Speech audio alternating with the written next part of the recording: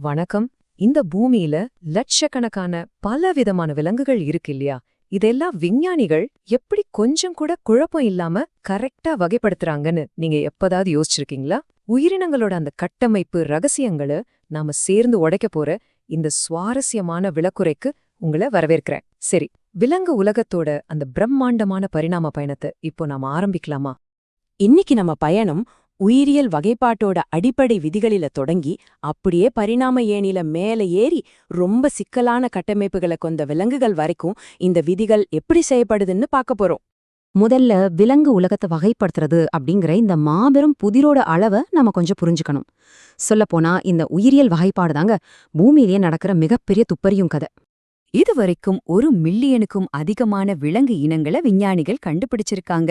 கற்பனை பண்ணி பாருங்க, இவ்ளோ பெரிய பன்முகத்தன்மைய எந்த குழப்பமும் இல்லாம நாம எப்படி முறையாக ஒழுங்கமைக்கிறது?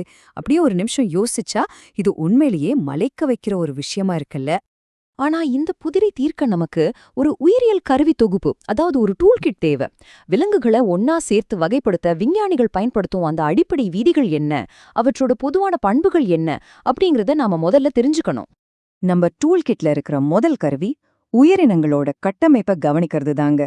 வாழ்க்கை எப்படி வடிவமைக்கப்படுதுன்னு கொஞ்சம் பாருங்களேன்.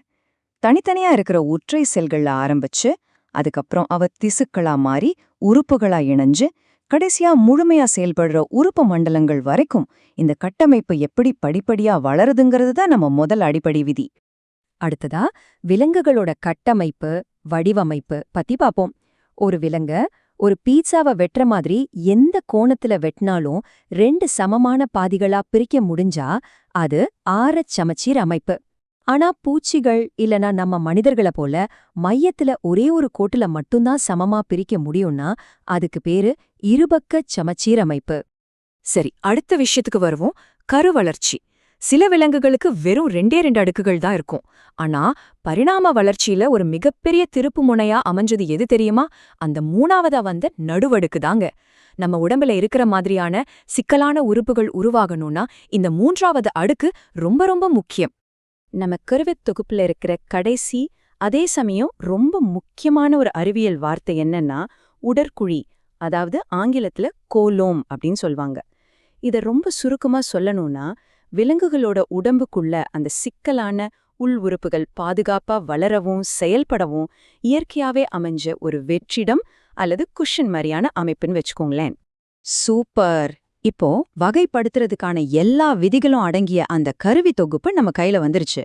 இத வச்சுக்கிட்டு பரிணாம ஏணியோட அடிமட்டத்திலிருந்து நம்ம சஃபாரிய இப்ப தொடங்கலாம். பரிணாமத்தோட முதல் படியில இருக்கிறது கடற்பஞ்சுகள்னு அழைக்கப்படுற துளை உடலிகள். இவற்றுக்கு எந்த ஒரு குறிப்பிட்ட சமச்சீர் அமைப்பும் கிடையாது. இதுங்க வெறும் அடிப்படையான செல் நிலையில தான் செயல்படுது. ஆனா இங்க ஆச்சரியம் என்ன தெரியுமா? இவ்ளோ எளிமையான அமைப்பா இருந்தாலும் உணவு சேகரிக்கவும் சுவாசிக்கவும் ஒரு சிறப்பான நீர்க்கால்வாய் மண்டலத்தை இதுங்க பயன்படுத்துது. நிஜமாவே இது ஒரு அற்புதமான இயற்கை பொறியியல் தாங்க. அங்கிருந்து கொஞ்சம் மேல போனா ஜெல்லி மீன்கள் மாதிரி ஆரச் சமச்சீர் அமைப்பு கொண்ட சீலன்ட்ரேட்டா தொகுதியை நம்ம பார்க்கலாம். இந்த உயிரினங்கள் திசு அளவிலான கட்டமைப்பை கொண்டவை. இதோட ஸ்பெஷாலிட்டி என்னன்னா இரையை பிடிக்கவும் தங்களை காப்பாத்திக்கவும் நிடோபிளாஸ்ட் அப்படின்னு சொல்ற கொட்டும் செல்களை அதோட உணர்நீச்சிகள்ல வச்சிருக்கு. இதையெல்லாம் இயற்கையோட மிக நுட்பமான ஆயுதங்கள்னே சொல்லலாம். நம்ம விளக்கு உரையில அடுத்து நாம பார்க்க போறது பரிணாமத்துல நடந்த ஒரு மிகப்பெரிய பாய்ச்சல்.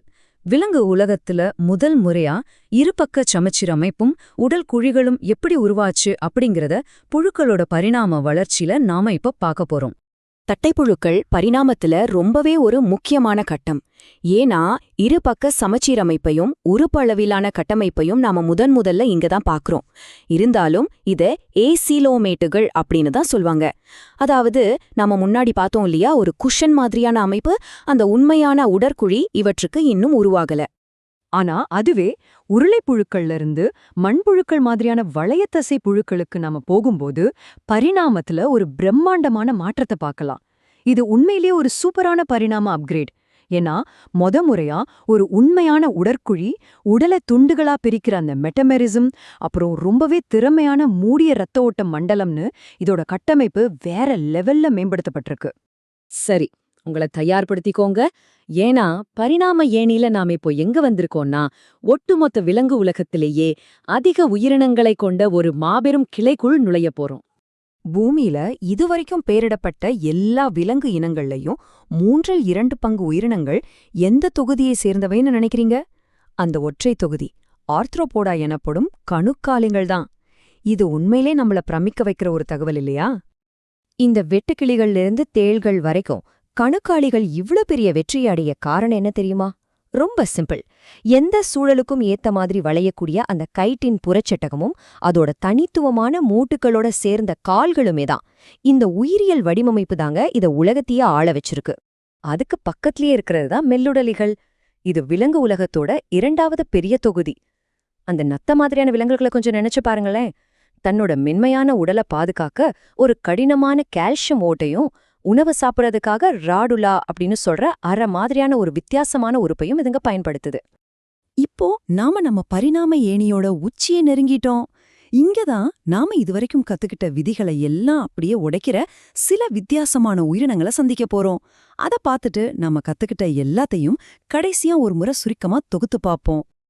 இந்த நட்சத்திர மீன்கள் மாதிரியான முத்தோலிகள் ரொம்பவே சுவாரஸ்யமானவைங்க. இதுல என்ன பெரிய ட்விஸ்ட்னா, இதோட லார்வாக்கள் இருபக்க சமச்சீர் அமைப்போட தான் இருக்கும். ஆனா அதுவே வளர்ந்து பெரியதானதும் மீண்டும் பழையபடி அந்த ஆரச்சமச்சீர் அமைப்பிற்கே திரும்பிடும். அது மட்டும் இல்லாம நகர்றதுக்கும் உணவு பிடிக்கவும் ஒரு சிக்கலான நீர்க்குழல் மண்டலத்தை இதுங்க பயன்படுத்துது. இயற்கை எப்பவுமே ஆச்சரியங்கள் நிறைஞ்சதுதாங்க. இப்போ எல்லாவற்றையும் ஒட்டுமொத்தமா ஒரு முறை ரிவைஸ் பண்ணி பாப்போம். நம்ம ஆரம்பத்துல உருவாக்கணும் இல்லையா ஒரு டூல் கிட்? அந்த செல் மற்றும் திசு அமைப்பு, சமச்சீர்தன்மை, அப்புறம் உடற்குழி, இந்த சின்ன சின்ன அடிப்படை விதிகள் ஒட்டுமொத்த விலங்கு உலகத்தோட கட்டமைப்பையும் எந்த ஒரு குறையும் இல்லாம எவ்வளவு துல்லியமா வகைப்படுத்துதுன்னு உங்களுக்கு இப்போ நல்லாவே புரிஞ்சிருக்கும். இதுதாங்க அறிவியலோட நிஜமான அழகு. கொஞ்சம் யோசிச்சு பாருங்க. சமச்சீர் அமைப்பு, திசு அடுக்குகள், உடற்குழிகள்னு இந்த சில எளிய விதிகளை வச்சுக்கிட்டு 1 மில்லியனுக்கும் அதிகமான இனங்களை நம்மால ஈஸியா வகைப்படுத்த முடியுதுன்னா, இன்னும் ஆழ்கடல்லையும் அடர்ந்த காடுகள்லையும் நம்ம கண்களுக்கே தெரியாம எந்த விதிகளுக்கும் உட்படாத என்னென்ன விசித்திரமான உயிரினங்கள் நமக்காக காத்துக்கிட்டு இருக்குன்னு நினைக்கிறீங்க? கண்டிப்பா யோசிங்க. இந்த மாதிரி இன்னொரு அட்டகாசமான விளக்க உரையில நாம மறுபடியும் சந்திக்கலாம். அது வரைக்கும் உங்க தேடலை தொடருங்க.